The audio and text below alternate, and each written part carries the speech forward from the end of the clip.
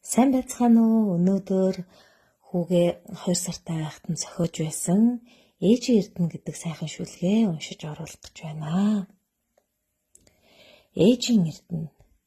Инхрийн үртэйгээ уулзаад 2 сар болжээ. Ээжийн мэдрэмжийг амтлаад 60 хоног өнгөрчээ. Чинийхээ өхөөрдөм царай сайхан үнэрийг мэдрээд чин үнэнч ганцхан хайрыг анх удаа л ойлгосон. Хажууханд байхад л санаад байдаг. Хараад л шууд жаргал думбдаг. Чиний минь байгаа газар миний жаргалын диваачин болдог. Чимээгүй намайг ширтгэд чинь хайранд чинь би бялуурдаг. Өмнө нь хизээж мэдэрч үзээгүй дээдийн жаргалыг өрмөн чи ирээд л анхны харцаараа бэлгэлсэн.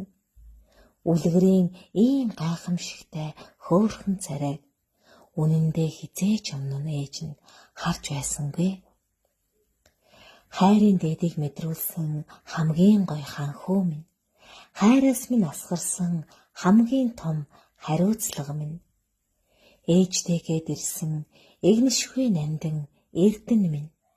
Энэ хорвоог ухааруулсан энгүй их итгэл минь ээ.